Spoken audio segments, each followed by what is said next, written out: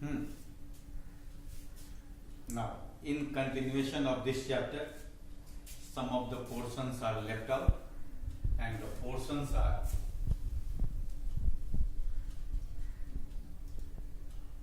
a resistance,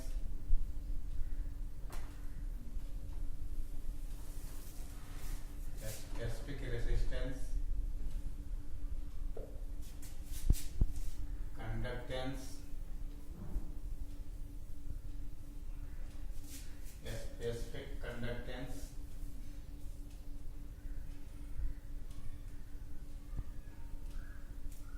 or conductivity,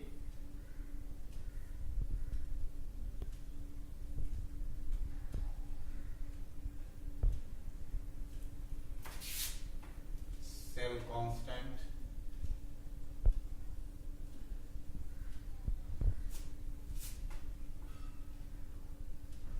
molar conductance,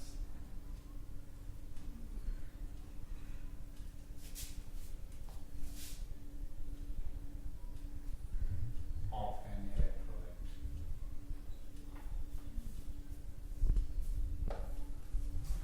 Students, these terms are also involved in physics. You might be knowing. However, in chemistry, we discussed to some extent resistance or a specific resistance, that is a specific resistance or resistivity, when we write a relation R is equal to rho into L by A. This relation is also in class 9 physics, you might be knowing. However, here we have to discuss it. R is resistance, rho is a specific resistance, that is resistivity, and L by A is cell constant, where L is length of the conductor and A is cross-sectional area of the conductor. So this is the relation between the resistance, a specific resistance, and cell constant. Now, a specific conductivity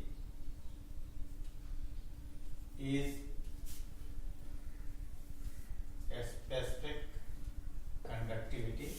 denoted by power K, and this is equal to reciprocal of resistivity, that is 1 by rho. Similarly, we have a relation between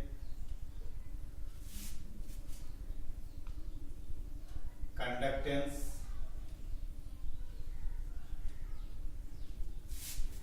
C, conductivity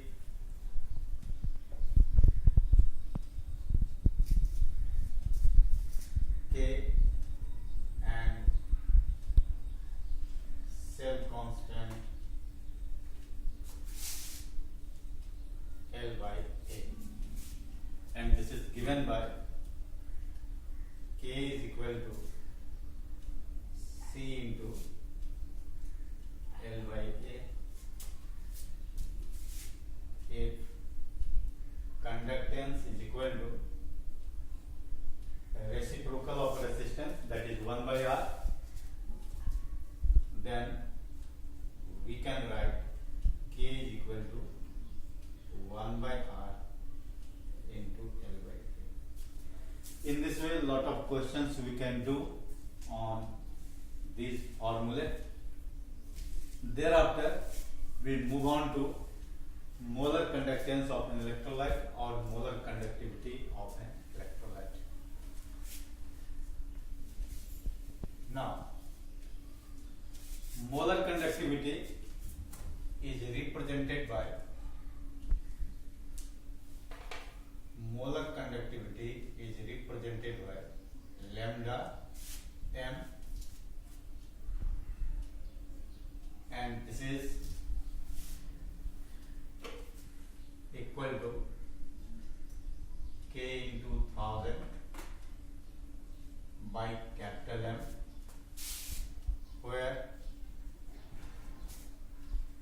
lambda n is equal to molar conductivity of the electrolyte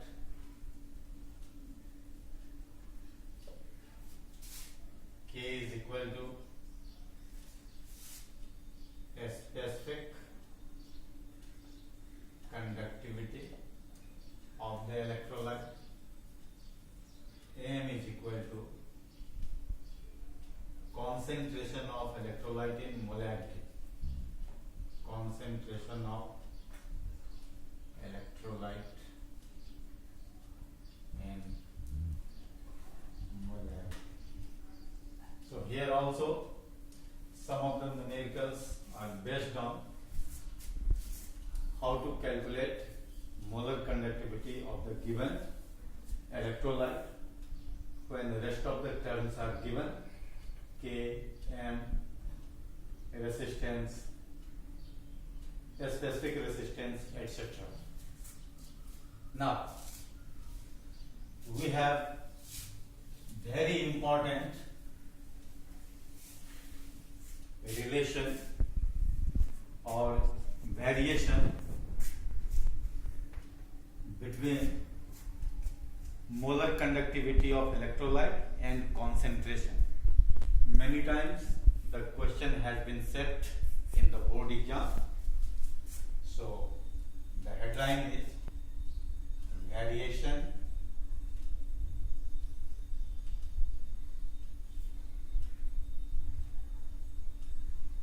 of molar conductivity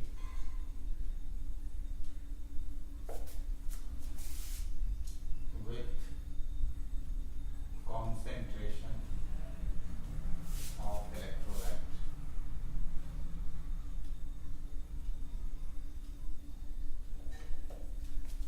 For this, we draw a diagram.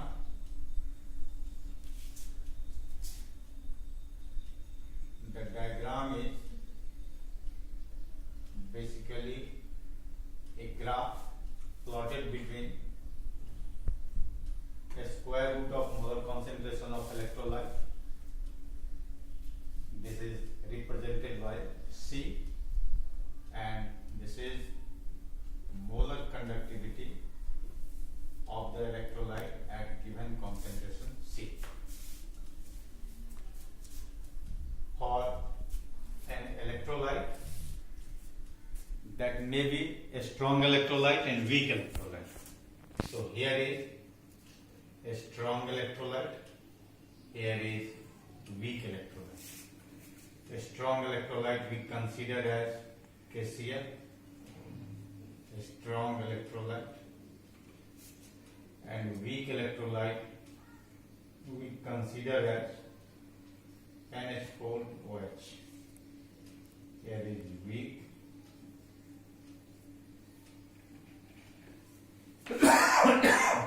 electrolyte. Now, by extrapolating the graph for a strong electrolyte,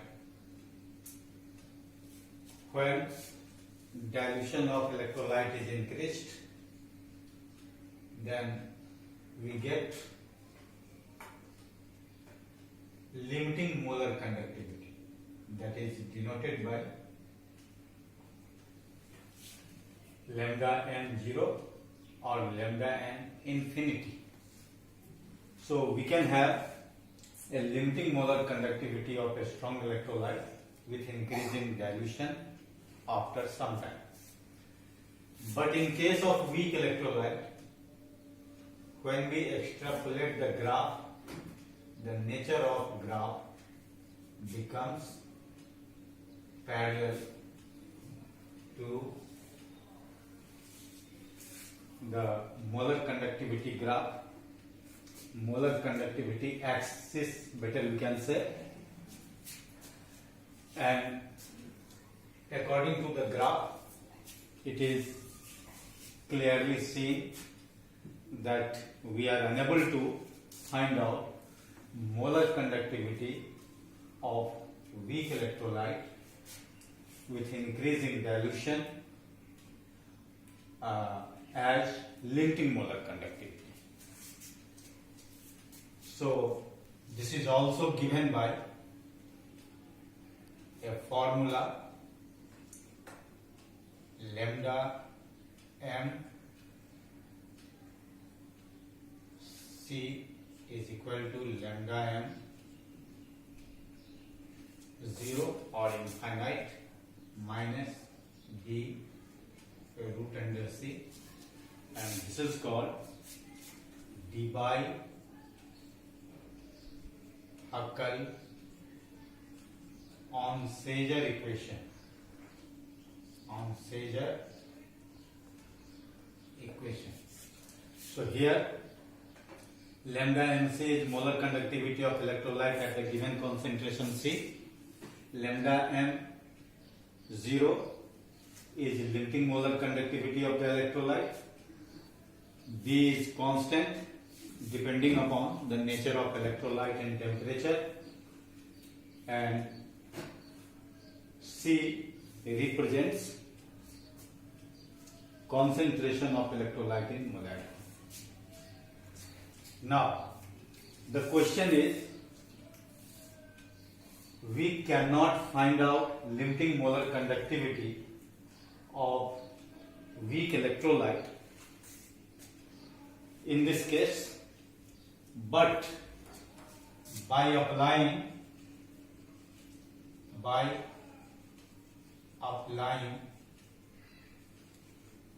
Kohl's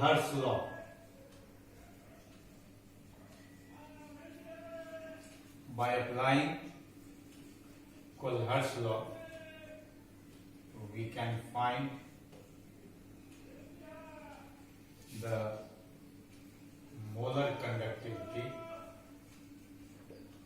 of weak electrolyte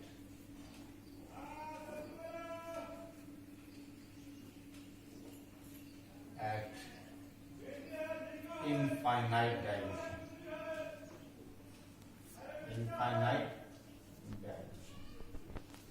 That means the molar conductivity at infinite dilution is called limiting molar conductivity, which is denoted by either lambda m 0 or lambda m infinity.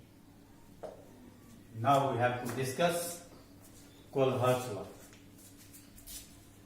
So it is clear.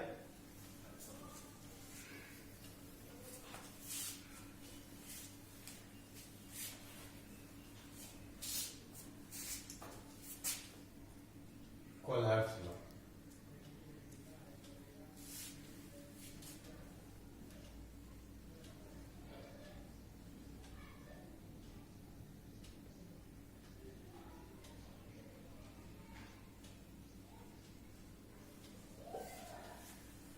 At infinite dilution, a statement is very important for Kohl's law. Many a times a state Kohl's law is set for the exam. So at infinite dilution, the molar conductivity of an electrolyte is equal to the sum of ionic conductivities of cations and anions multiplied with their numerical coefficients. And for a general electrolyte, it is represented as molar conductivity at infinite dilution for AX dy type electrolyte is equal to limiting molar conductivity at infinite dilution for A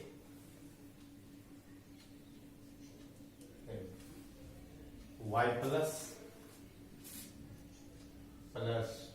y into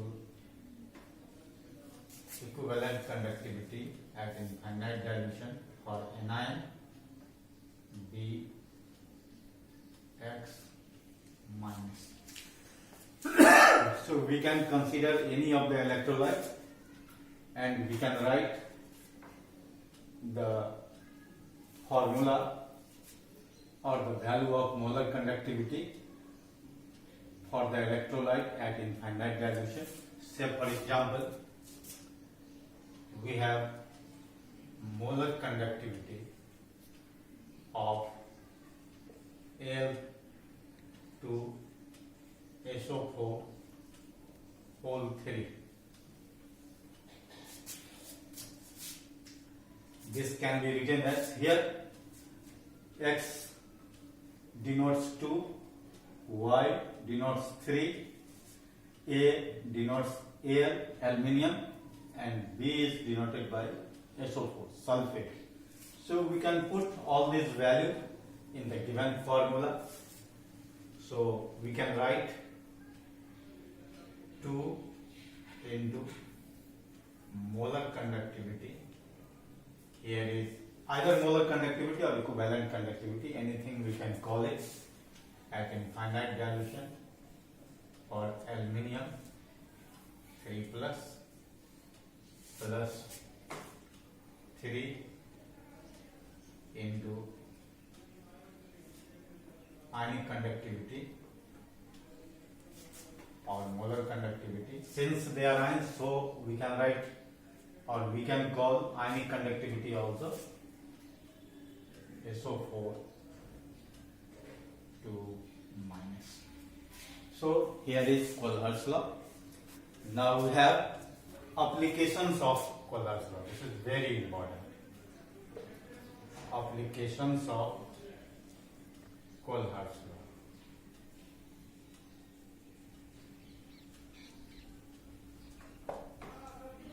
Application number 1 is to determine the molar conductivity of weak electrolyte when molar conductivity of corresponding strong electrolytes are given.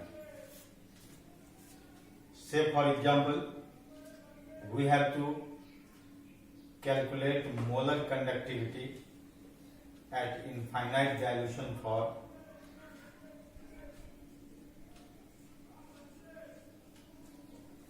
acetic acid. This is one of the weak electrolyte.